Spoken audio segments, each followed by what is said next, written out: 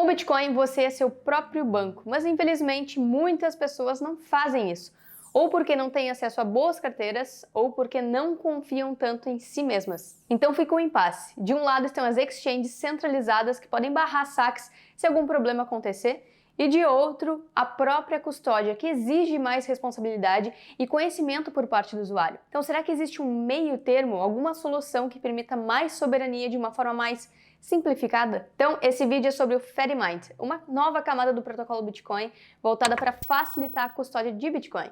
Já se inscreve aqui no canal e vamos lá!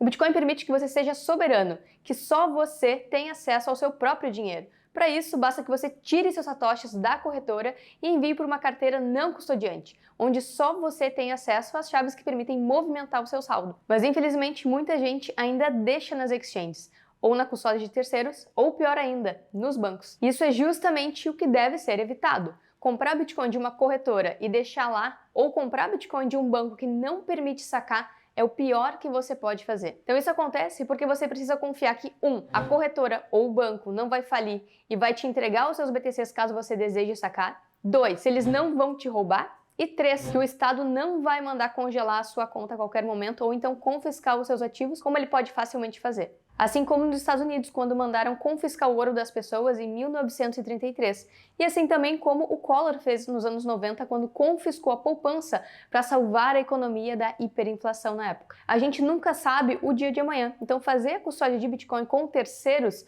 é confiar em uma empresa e no Estado cegamente. Você já deve estar cansado de me ouvir falando aqui, mas é sempre bom repetir. O cenário ideal é você fazer a sua própria custódia, deixar os seus bitcoins em uma carteira, de preferência uma hard wallet, e armazenar com segurança as suas 12 palavras ou a sua chave de recuperação. Se você não sabe fazer isso, eu vou deixar aqui na descrição o link para a lista de espera do Bitcoin Starter, nosso curso completo sobre Bitcoin, onde a gente também ensina como você pode se tornar um Bitcoiner soberano e cuidar melhor do que ninguém dos seus próprios satoshis. Dito isso, o Fedimint é uma terceira opção que está sendo criada nesse exato momento. Como os próprios criadores do projeto gostam de dizer, o Fedimint é um intermediário entre a autocustódia e a custódia terceirizada. Muitos ainda estão chamando de custódia secundária, na qual você confia na comunidade que você conhece muito bem. Mas o que é e como surgiu o Fedimint? Um dos criadores do projeto, o Obi Nwonsu, era dono de uma corretora inglesa e sempre teve o desejo de levar o Bitcoin para a Nigéria. Porém, ele não conseguia pensar em alternativas para isso, uma vez que muitos nigerianos não cumprem aí com as regras de KYC, conheça o seu cliente, das corretoras centralizadas, ou não têm acesso e nem dinheiro para comprar hard wallets. Além disso, muitos não sabem como armazenar bem as suas próprias chaves privadas. Então, certo dia, depois de vender a sua corretora, ele conheceu Eric Sirion, um desenvolvedor que procurava parceiros aí para o seu projeto, que criava federações para auxiliar na integração de novas pessoas ao ecossistema Bitcoin. Algumas conversas foram suficientes para eles decidirem tocar o projeto juntos. Então logo, eles entenderam que o Fedimint pode ser uma nova maneira de levar Bitcoin para populações remotas, imigrantes, etc., além de acelerar a hiperbitcoinização, uma vez que melhora a escalabilidade do Bitcoin. O objetivo não é competir com as hard wallets, mas garantir que mais pessoas tenham acesso a uma maneira segura de armazenar Bitcoin e melhor do que as corretoras centralizadas. Para o OB, existem 3 fundamentos-chave no Bitcoin: ele ser descentralizado, incensurável e ser global.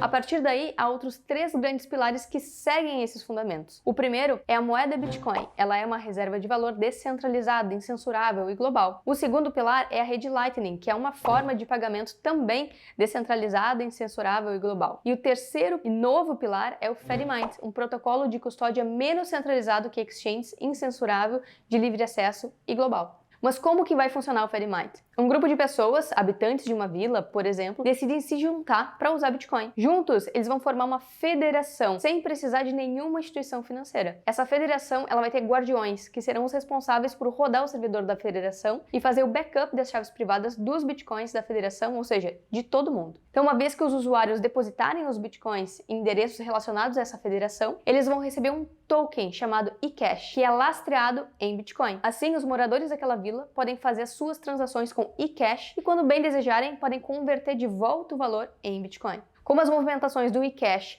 não são registradas diretamente na blockchain Bitcoin, elas podem ser feitas de maneira mais rápida e com taxas bem menores. Por isso, o Fedmint, assim como a rede Lightning, é um protocolo que busca ampliar a escalabilidade do Bitcoin a fim de que mais pessoas possam usá-lo. Inclusive, o Fedmint possui uma integração com a rede Lightning. Para fazer pagamentos para fora da federação, basta que o usuário envie bitcoins on-chain ou Lightning normalmente. Seus tokens eCash vão ser queimados e o receptor vai receber Bitcoin via on-chain ou via Lightning. É importante dizer que os guardiões não sabem quantos bitcoins cada pessoa possui e toda vez que alguém fizer um pagamento ou um depósito, eles não vão saber quem foi que fez. A função principal deles é armazenar as chaves privadas da carteira da federação, que é inclusive uma carteira multi-assinatura, ou seja, é preciso que a maioria dos guardiões aceite uma transação que será feita em nome da federação para uma carteira externa em BTC ou Lightning. Isso tudo acontece através de assinaturas cegas, criadas por David Chaum, lá na década de 80. Inclusive, o David Chaum já falava sobre federações através das Federated Chaumian Mints. Esse tipo de assinatura dá mais privacidade a seus usuários, porque as transações com eCash não são transparentes como as transações feitas com Bitcoin, que ficam registradas na blockchain. Além disso, as transações acontecem dentro desse protocolo privado e é possível ver apenas a formação e a desintegração dessas federações em blockchain. E olha lá, porque depois da atualização Taproot, as assinaturas multisig para aberturas e fechamento de canais Lightning, por exemplo, ou formações de federações, podem se parecer com transações comuns. Além disso, o que acontece dentro do protocolo é bastante privado, pois os membros das federações têm acesso muito limitado ao saldo e às chaves privadas de outros membros. Uma analogia frequente usada para explicar a assinatura cega criptográfica criada por David Chaum é como se alguém colocasse um papel em branco dentro de um envelope, só que forrado com papel carbono. Assim, o guardião da federação assina o envelope externamente, sem saber que conteúdo tem dentro. Mas quem recebeu o envelope vai ver a assinatura marcada no papel branco pelo carbono que também estava dentro do envelope. Assim, a assinatura externa permite que a transação ocorra porque o papel interno ao envelope também foi assinado. Entendeu um pouquinho dessa lógica? Mas qual a proposta do Fedmint e o que ele resolve? O maior benefício é que comunidades inteiras deixam de depender de bancos para transacionar valores entre si digitalmente. Fica muito mais fácil pessoas que não têm conhecimento técnico sobre o Bitcoin começarem a usar, porque reduz muito as dificuldades de fazer autocustódia com 100% da responsabilidade. Dando o exemplo da vila nigeriana, apenas uma pequena parte das pessoas precisa possuir algum equipamento mais elaborado para ser um guardião e fazer a federação funcionar. Os demais precisariam apenas de um aplicativo de celular e a partir daí já poderiam se conectar à federação e passar a utilizar Bitcoin no seu dia a dia. Os guardiões tendem a ser as pessoas que já fariam a sua própria custódia e que são mais tecnicamente capazes de fazer esse processo. Da mesma forma que antigamente os membros mais fortes defendiam os mais fracos de uma vila, por exemplo. Aqui acontece da mesma forma. E é comum ouvir falar desse projeto e logo pensar que as pessoas da aldeia elas vão precisar confiar em outras pessoas, os guardiões, né? Já que as chaves privadas vão ficar com eles. Então, teoricamente falando, isso é totalmente o contrário do que a gente sempre fala sobre soberania e autocustódia, por exemplo. Aí vem sempre a dúvida se os guardiões poderiam roubar os bitcoins de todos, né? Bom, isso não seria possível porque com as multi-assinaturas, várias pessoas precisam aprovar as transações, o que torna mais difícil esse tipo de abuso de confiança. Porém, essa confiança nos guardiões é uma troca que, em alguns casos, pode valer a pena. Uma pessoa que não se sente segura o suficiente para armazenar sozinha as suas chaves, ou alguém que não sabe fazer a custódia própria, pode enxergar no Fedmint uma maneira de finalmente alcançar alguma soberania maior do que ela tinha antes, mesmo que não seja o ideal para os padrões dos bitcoiners raiz. O Obi nos lembra que, ao contrário da visão ocidental que muitas vezes a gente tem, em pequenas comunidades e vilarejos a confiança entre pessoas ela é muito grande. Além disso, a federação ela pode funcionar de outras maneiras. Uma família pode montar uma federação, por exemplo. Um grupo de apoio para refugiados, sei lá, pode formar uma outra federação e também utilizar para enviar dinheiro para pessoas em situações excludentes.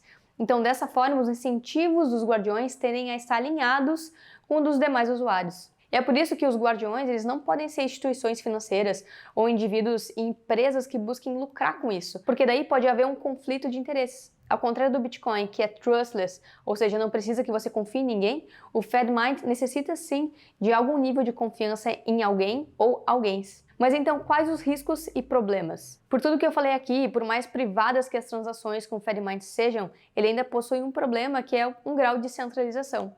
Na verdade, o que é um problema para uns pode ser uma solução para outros. Para quem tem acesso a carteiras e sabe como armazenar o seu dinheiro, essa continua sendo o melhor caminho. Porém, visando a adoção global do Bitcoin, o FedMind pode ajudar muitas e muitas pessoas a entrarem nesse ecossistema de uma forma um pouco mais simples. Ele está previsto para ser lançado no primeiro trimestre de 2023 e bora então acompanhar de perto a evolução do FedMind e ver se ele vai mesmo se consolidar com mais uma camada aí da rede Bitcoin. A gente vai te avisar qualquer novidade por aqui no nosso canal, então já aproveita e nos segue aí se você não é inscrito. Quero saber o que você achou desse vídeo? Me conta aqui nos comentários. Até a próxima e opt out!